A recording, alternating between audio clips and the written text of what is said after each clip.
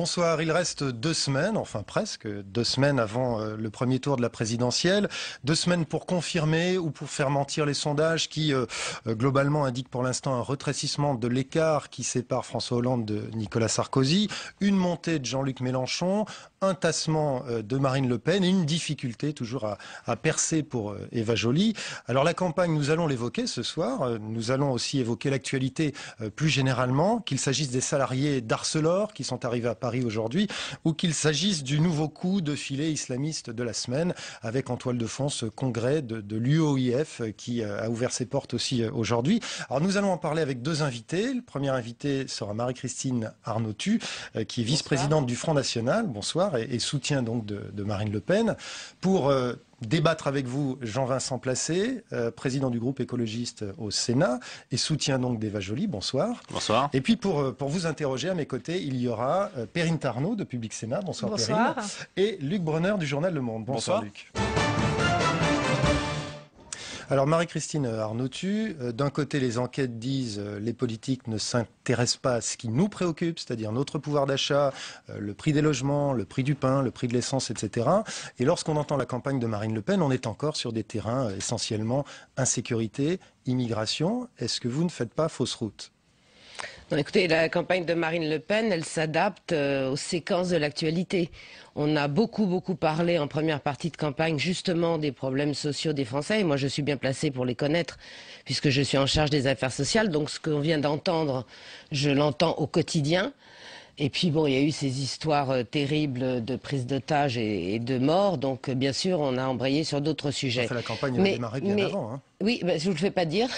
Sur ces thématiques-là. Je vous le fais pas dire. Bien avant l'affaire Mera. Et vous savez, non, je crois que Marine Le Pen, depuis le mois de septembre, d'abord a tenu ses engagements, c'est-à-dire qu'elle a soumis aux Français son programme dès le mois de novembre, le chiffrage dès le mois de janvier. Et c'est vrai qu'on aurait espéré, je pense comme les Français, un débat et une confrontation projet contre projet. Or, nous sommes le 6 avril, l'élection a lieu dans 15 jours. Et d'après ce que j'ai cru comprendre, il n'y aura pas de confrontation de projet contre projet, particulièrement entre Marine Le Pen et les autres candidats. C'était pas la question. La question, c'est est-ce que vous n'êtes pas trop sur un terrain qui finalement n'est pas le terrain qui parle aux Français aujourd'hui, sachant que les Français attendent autre chose de vous et que le résultat, alors je sais que Marine Le Pen conteste les sondages, mais le résultat, c'est que la campagne n'est pas à la hauteur de ce qu'elle aurait espéré. Non, mais écoutez, je crois que, franchement, ce sont des sujets extrêmement sérieux et qu'on ne peut pas dissocier tous les problèmes qui viennent d'être évoqués, le logement, le pouvoir d'achat, sur lesquels d'ailleurs nous avons beaucoup de propositions extrêmement cohérentes, des problèmes de l'insécurité, de l'immigration. C'est un tout. Quand on est candidat à la présidentielle, on ne saucissonne pas les sujets en fonction de ce qui peut plaire ou ne pas plaire. Et puis encore une fois, moi le déni de démocratie qui m'apparaît très sérieusement dans cette campagne de 2012, c'est qu'il n'y ait pas de débat. Les Français choisiront, mais pour choisir encore faudrait-il... Il y en a un ce soir, hein, on est en train de l'organiser. Certes, démarre, mais là on parle de nos candidats. Je pense d'ailleurs que Madame Eva Joly, au même titre que Marine Le Pen, aurait bien aimé elle aussi débattre comme nous de son projet avec Nicolas Sarkozy ou François Hollande par exemple. Alors pour rester sur ce terrain-là, Jean-Vincent Placé, Eva Joly a dit quelque chose qui effectivement peut faire débat ou trouver écho dans ce que vient de dire Madame Arnautu. C'est finalement on vit sur le mythe d'une société sans criminalité. Ça justifie des lois de plus en plus répressives. De votre côté, quelle est votre position face à ce débat sur l'insécurité ? Alors déjà, je vais répondre à la question que vous ne m'avez pas posée sur mes réactions à votre petit ça va en faire beaucoup si vous micro-trottoir. Non, excusez-moi quand même, que à partir du moment où on est interpellé par des Françaises et des Français qui effectivement trouvent qu'on ne s'occupe pas assez de leurs préoccupations quotidiennes. Mais ça viendra dans un deuxième temps. D'accord, mais on peut quand même réagir. La question c'était est-ce qu'on se trompe en parlant d'immigration et d'insécurité ? Non, sur le micro-trottoir, moi je pense très sincèrement que soient d'ailleurs les bords politiques, on parle beaucoup des questions d'emploi, beaucoup des questions de pouvoir d'achat et beaucoup des questions sociales, notamment le logement ou l'éducation ou la santé. Après, les réponses elles sont différentes, mais moi, je vais vous dire très franchement, j'en ai un peu marre du procès qui serait fait aux politiques. On parlerait de tout, sauf des problèmes des Français. Non, les problèmes des Français nous intéressent particulièrement, et nous, les écologistes, nous avons nos réponses sur la conversion écologique de l'économie, sur les emplois dans les énergies renouvelables, dans les transports collectifs, dans l'agriculture bio, qui sont des réponses que je pense pense, plus innovantes et plus adaptées au monde de demain face aux pénuries des ressources naturelles, à la pétrole. Voilà, ce sont des thèmes que nous portons. Après, et je le dis aussi, les politiques, ce ne sont pas des gens qui, demain, vont raser gratis parce qu'il y a des débats sur les institutions, sur l'Europe, sur quelle République demain, comment la politique s'interfère avec l'économie, les entreprises et comment on fait la fiscalité pour redistribuer. Voilà, donc très sincèrement, moi je voudrais pas qu'on cède, je vous dis pas ça pour vous, mais une forme de poujadisme ambiant où les politiques ce serait vraiment... oui, l'inverse. D'accord, mais voilà, c'est pour ça que le côté micro-trottoir et puis hop, on passe à autre chose. C'est pour ça que je me permettais de faire ce petit préambule. Sur les questions de sécurité, je crois que c'est le propos. Moi, en plus, il s'avère que je connais un peu le sujet. J'ai demandé, comme jeune sénateur, à être le rapporteur spécial du budget de la sécurité, police, gendarmerie, à la commission des finances du Sénat. Et donc, j'ai beaucoup travaillé sur le sujet. J'ai eu l'occasion d'auditionner le directeur général de la gendarmerie nationale, le général Mignot, Frédéric Pechnard aussi, le DGPN. Et alors, résultat, déjà, conclusion. mais c'est un sujet très important, mais qu'il ne faut pas traiter seulement au fil de l'actualité. Par exemple, vous savez que la fameuse RGPP, la révision générale des politique publique. Un fonctionnaire sur deux. Oui, voilà. C'est-à-dire, bon, moi, 15 000 policiers et gendarmes supprimés quand même. Hein. Exactement. Bon, voilà, c'est depuis 10 ans, depuis que Nicolas Sarkozy est aux responsabilités. Eh bien, alors c'est 12 000, mais il y a 12 000 policiers et gendarmes de moins. Voilà. Donc moi, je le dis très tranquillement, on n'a pas de leçons à recevoir. La politique du chiffre qui a été mise en place par le pouvoir actuel, eh bien, a complètement échoué. Les atteintes sur les biens et les personnes n'ont jamais été aussi forts. Tout ce qu'il y a d'insécurité est présente. On a aussi le trafic tout à la fois des stupéfiants et tout à la fois y compris le trafic d'armes dans les cités.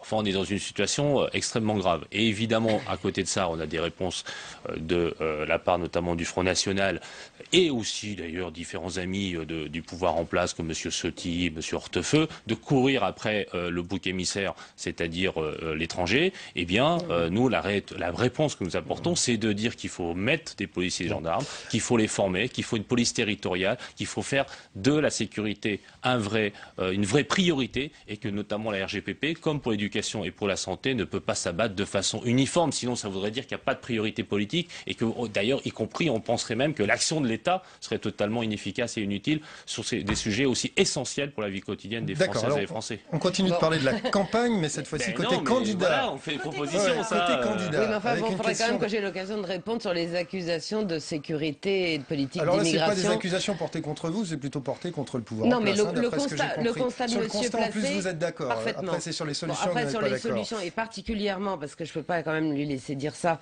que nous prenons l'étranger comme bouc émissaire. Vous savez très bien que c'est absolument pas le cas. Simplement, nous demandons à ce que les lois soient appliquées. On en parlera tout à l'heure. Question de Perrine Tarnot. Alors, pour revenir effectivement aux candidats à cette élection présidentielle, il y en a un quand même qui a réussi pas mal à se faire entendre en ce moment, c'est Jean-Luc Mélenchon, Jean-Vincent Placé. Il a réuni encore hier soir, place du Capitole à Toulouse, 50 000 personnes. Il a réussi à mettre le rouge à la mode, à défaut du vert. Il est assez, d'ailleurs, ça correspond aussi à ce qui a été dit dans le micro-trottoir, assez dans un air du temps, dans un air du temps, dans un air du temps, faire la liaison. Qui est celui effectivement de la préoccupation au quotidien par rapport à la crise économique et financière qui s'abat dans ce pays. Donc c'est celui qui se fait le mieux entendre à gauche. Mais, alors je vais vous dire, c'est peut-être... Là, vous êtes en train de nous dire que c'est un démagogue, si je traduis. Non, je l'ai dit d'ailleurs, je crois, dans la semaine. Les gens ont envie d'entendre. Non, mais il y a quand même une vraie difficulté dans ces campagnes. C'est vrai que son message s'adresse directement à quelques clientèles très spécifiques et celles et ceux qui souffrent peut-être le plus de l'ensemble de la crise. Les plus défavorisés, les chômeurs, les retraités. Et c'est vrai que nous, les écologistes, nous essayons d'apporter des réponses globales, donc en liant cette crise par rapport au système productiviste, par rapport au fait que nous considérons qu'avec la finitude de la planète, qu'avec la pénurie des ressources naturelles, il va falloir avoir des réponses complexes par rapport à une nouvelle forme d'industrialisation du pays pour trouver justement des emplois d'avenir. Et c'est vrai que le candidat Mélenchon, lui, arrive plutôt en allant voir de façon assez simple les différents corps de métier où c'est telle ou telle catégorie en disant voilà, vous avez tel problème là et moi je vous dis cette solution là pour demain un peu en rasant gratis. C'est vrai que quand on fait pour à peu près 100 milliards, ce n'est pas moi qui chiffre, ce sont des observatoires indépendants pour 100 milliards de dépenses nouvelles pour dire on va régler vos problèmes. Très sincèrement, peut-être que la musique est sympa, peut-être même que dans une France inquiète et repliée, eh bien, cela a un écho, mais franchement, ça n'a pas de perspective dans le monde d'aujourd'hui et dans l'Europe de demain qu'il faudra construire. Ce qui est frappant, c'est quand même que Jean-Luc Mélenchon irrite et irrite partout. Non. Chez vous. Moi, je suis pas irrité. Je trouve que cette façon de faire la politique, mais aussi au Front National. Non, mais cette façon de la politique, on la connaît à gauche. On la connaît, c'est celle du Grand Soir. Le problème, c'est qu'à chaque fois, en 81, ou même dans le gouvernement dans lequel était M. Mélenchon avec Lionel Jospin, la déception était telle que d'ailleurs, y compris les gauches arrivaient avec 30% des voix au premier tour, et elle en repartait avec 15, en divisant par 3 ou 4 ses parlementaires au bout de 5 ans. Et ça, cette façon de faire n'est plus possible aujourd'hui.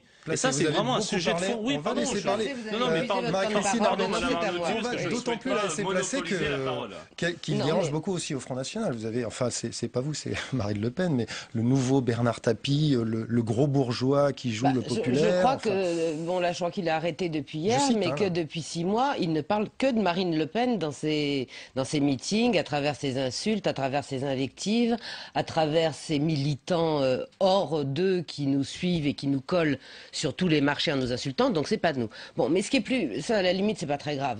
Ce qui est beaucoup plus grave, des voix du Front National. Non, parce que je vais vous dire, je pense que Mélenchon, c'est contrairement à ce qu'on peut penser, et vous le verrez au soir du 22 avril, c'est davantage la coqueluche à la mode dans les petits milieux bobos de gauche que chez les ouvriers. Et je crois que là où c'est dangereux, c'est qu'il faut quand même écouter les discours des hommes politiques. Or, Mélenchon, c'est quoi? C'est l'insurrection, c'est la réquisition, c'est des mots empruntés d'ailleurs à la Constitution, à la terreur. Je trouve pas ça drôle du tout, moi, parce que quand effectivement il s'adresse à une France... il croit s'adresser à une France désespérée, en détresse sociale. C'est tout ce qu'on a entendu tout à l'heure, mais c'est aussi toutes les usines qui ferment, toutes les délocalisations. Donc des gens dont les familles sont dans une désespérance sociale terrible. Et faire croire... prendre pour fond de commerce la désespérance des gens, c'est inadmissible. C'est exactement ce qu'il dit de nous. C'est inadmissible. Non, mais je me fous de ce qu'il dit de nous. Moi, je vous dis ce que disait Perrine est vrai. Il y a une porosité de votre électorat et de celui de Jean-Luc Mélenchon. Écoutez, oui, mais sauf que, encore une fois, là, on s'adresse, c'est grave les sujets. La situation sociale dans laquelle est la France et dans laquelle elle va être après 2012 si Marine Le Pen n'arrive pas au pouvoir, c'est-à-dire la déstructuration totale de l'industrie française, des emplois et la prise à la gorge à cause des traités européens qui sont signés sans demander au peuple, tout ça va nous emmener à un chaos social terrible. Alors donc Mélenchon, qu'est-ce qu'il va faire au deuxième tour ? Sauf à ce qu'il change d'avis dans les 15 jours qui viennent, il n'y est pas encore. Il risque d'appeler quand même, je vous parle de Jean-Luc Mélenchon là, il va probablement appeler à voter François Hollande. Or c'est là où tout son discours, tout son beau discours de révolution sociale n'aura plus sa raison d'être, puisqu'il va se rallier à quelqu'un qui, de toute façon, a déjà fait allégeance à ces traités européens et au mécanisme européen de stabilité. Donc il ment aux gens. Il ment aux gens, et ce qui est peut-être encore pire, c'est qu'il ment aux gens qui ont un espoir terrible pour que ça change, pour que leurs conditions sociales s'améliorent, et c'est certainement pas avec Mélenchon qu'elle va s'améliorer, voyez-vous. On passe à la troisième partie de l'émission. Alors, c'est les questions d'actualité, l'actualité du moment. Luc Brunner, première question. Monsieur Placé, Marine Le Pen obtient des très bons résultats parmi les jeunes, 18-25 ans. Elle arrive en deuxième position. Eva Joly paraît très très loin. Comment vous l'expliquez sur cette cible-là ? Je rappelle quand même une règle du jeu, c'est que dans cette partie de l'émission, réponse très courte. Je sais que c'est dur pour vous, mais je vous le demande. Allez, Jean-Vincent Placé. Alors, on recommence. Alors, votre question ? Marine Le Pen obtient des très bons résultats parmi les jeunes, 18-25 ans. Ce n'est pas le cas d'Eva Joly. Comment vous l'expliquez ? Je ne me l'explique pas particulièrement, je le regrette, voilà, et j'espère que... Est-ce que le regret est suffisant ? Est-ce qu'il ne faut pas aller un peu plus loin ? Non, mais c'est vrai que, en plus je vais vous dire très sincèrement, je ne vous dis pas d'ailleurs c'est pour ça qu'ils votent pour Marine Le Pen, mais c'est vrai que je trouve que la jeunesse française est de plus en plus consumériste, par exemple. Et nous, justement, nous vantons une société de la sobriété, de la moindre consommation, et je pense, et je le dis souvent à mes petits amis, que nous sommes parfois déconnectés sur cette question-là, même si nous continuerons à promouvoir cette société de la sobriété qui nous paraît importante pour demain. Perrine Tarnot. Marie-Christine Arnautu, le congrès de l'Union des organisations islamiques de France s'est ouvert aujourd'hui. Claude Guéant, le ministre de l'Intérieur, a promis que ce congrès se tiendrait sous haute surveillance. Ça vous satisfait ? Il serait temps. C'est une réponse courte. Si vous voulez une réponse courte, il serait temps, parce que je pense que sans l'intervention de Marine Le Pen, aurait participé, oui, qui souhaitait l'interdire et qui a quand même obligé les projecteurs à se jeter sur ce congrès. Il y aurait eu quatre imams islamistes qui auraient été présents à ce congrès et qui ne sont pas venus. Vous êtes sûr grâce que à Marine Le Pen. C'est pas un peu l'affaire Mera aussi? Non, bah écoutez, je pense que l'affaire Mera, c'est pareil. C'est une affaire qui va rester gravée à juste titre dans les mémoires, parce que quand même, ce monsieur Mera au visage d'ange, comme m'a dit son avocat, avait été 18 fois condamné. Tout le monde était au courant qu'il était allé faire des stages en Afghanistan, et on s'en étonne. Donc, vous savez, ces petites expulsions islamistes, électoralistes qui viennent d'avoir lieu, c'est un contresens, et là encore, c'est se moquer vraiment des Français. Deux choses, une rapide et puis une peut-être un peu plus longue. La rapide, c'est Marine Le Pen a parlé du vin de Listel comme d'une bibine atroce, ce qui a provoqué le courroux des producteurs de vin de Listel. Vous signez pour cette formule? Après, c'est des goûts personnels. Hein. Ah non, moi, je préfère un bon verre de vin blanc bien sec, si vous voulez. C'est un discours officiel. Non, mais c'est un mot malheureux pour vous ou c'est effectivement... Non, mais je crois qu'il faut arrêter aussi d'être dans le politiquement correct. Il y a une polémique dans autour tous de les ça, il y a eu mots, des réactions. Vous assumez ou vous faites machine arrière? Surtout en ce moment. Bon, alors, il y a des polémiques surtout. Moi, je pense que c'est pas très grave, que c'est les goûts de Marine Le Pen. Elle les a exprimés avec sa spontanéité. Alors, une question de fond, par raison. contre, Marine Le Pen hier a persisté en disant effectivement, je ne veux pas que la sécurité rembourse ce qu'elle appelle des avortements de confort. vous êtes d'accord avec ça? Non, c'est pas longtemps, c'était hier. Non, ça fait 3 mois. C'est une question honnêtement à laquelle je ne peux pas répondre en 3 secondes. D'abord, sur laquelle je suis extrêmement à l'aise. Vous savez très bien que, et là c'est moi qui ai écrit le programme sur la famille, donc vous voyez, vous avez la bonne interlocutrice. On n'a à aucun moment parlé de remettre en cause la loi Veil. Jamais. En revanche, ce qu'on voudrait... Mais c'est pas nous qui avons pris ce terme. On a eu tort, par contre, certainement là où nous avons eu tort, c'est de reprendre le terme de ce médecin, qui d'ailleurs depuis l'a nié, même si l'article du Figaro a été montré partout. On dit simplement, et toutes les femmes en conviennent, et j'en suis une, que des avortements à répétition, des avortements, quand l'avortement devient assimilé à la contraception, ça devient un danger pour les femmes. Et Marine Le Pen avait juste dit, au début de cette polémique, que si les caisses de la sécurité sociale étaient dans un état aussi lamentable qu'on le pressent, et que s'il y avait un choix, mais non, que s'il y avait un choix à faire entre un remboursement de verres de lunettes qui est aujourd'hui remboursé à 4 € par la Sécu à une personne âgée et à un 5 ou 6e avortement, eh bien on choisirait le remboursement des verres de lunettes aux personnes âgées. Et c'est tout. Ça a le mérite de la clarté. Luc Bronner, autre question. Monsieur Placé, la condamnation totale dans le naufrage de l'Erika va peut-être être cassée par la Cour de cassation. C'est une hypothèse qui a été évoquée ce matin par des journaux. Votre réaction sur cette hypothèse? C'est invraisemblable. C'est invraisemblable. Est-ce qu'on voit de quoi il s'agit? Déjà, on est encore 13 ans après l'Erika qui était en décembre 99. On a eu le procès en première instance, en appel, qui ont donné raison aux collectivités locales, aux associations environnementales et à l'ensemble des personnes qui trouvaient scandaleux le fait qu'il puisse y avoir un doute sur le fait qu'on demande des indemnités à Total. Et là, la Cour de cassation en France dirait que parce qu'on est en dehors des eaux territoriales et que c'était un pavillon maltais, eh bien, il faudrait regarder le lieu de l'endroit où ça a coulé, plutôt de savoir qu'il y a eu 300 kilomètres de côtes qui ont été salopés. Enfin, c'est incroyable. Franchement, on va attendre, je crois que c'est le 24 mai, la décision. Si la Cour de cassation suit l'avocat général et le rapporteur, ce serait un scandale sans nom. Donc, je ne m'interroge pas encore pour savoir comment on peut arriver dans le droit français aujourd'hui à dire des trucs invraisemblables comme ça. Je vois quand même le poids de Total qui, depuis 3 ans, fait un lobbying incroyable auprès de Bercy pour faire en sorte que les collectivités locales arrêtent le procès. Et voilà, donc j'en dis pas plus pour l'instant, mais très sincèrement, on va jeter un petit coup d'œil là-dessus parce que c'est quand même invraisemblable. Question posée par Perrine Tarnaud, une réponse courte, s'il vous plaît. Petite question très rapide. Nicolas Hulot ne s'est toujours pas prononcé sur son vote au premier tour. Alors vous lui dites quoi ce soir? Ça fait 5 jours. Eva. Non, mais ça fait 5 jours. J'espère qu'il va bien se reposer pendant ce week-end de Pâques. Voilà. Et voilà, donc on attend sa réponse la semaine prochaine, c'est ça? Oh non, mais il fait ce qu'il veut. Il est libre, il est grand. Voilà. C'est pas important? Mais c'est pas important, mais voilà, il avait dit que... C'est une voix qui compte quand même. Moi, je suis, vous savez, ça se voit pas comme ça au premier abord, mais il s'avère que je suis normand. Et chez nous, c'est le respect de la parole donnée. Et voilà, il avait dit pendant la primaire... Non, je dis rien du tout. Pendant la primaire, il avait dit tout simplement qu'il voterait pour la gagnante de la primaire. primaires. Voilà, c'est tout. Bon, Donc normalement, il doit voter pour Édouard la Joly. parole donnée. Voilà. La parole donnée. Et bonjour à Merci. mes amis normands. Bon, ce sera le mot de la fin. Voilà. Merci Jean-Vincent Placé. Merci Marie-Christine Arnautu. Merci à tous. À tous. Oui, on va en rester là. Rendez-vous en tout cas la semaine prochaine pour un nouveau débat de la présidentielle.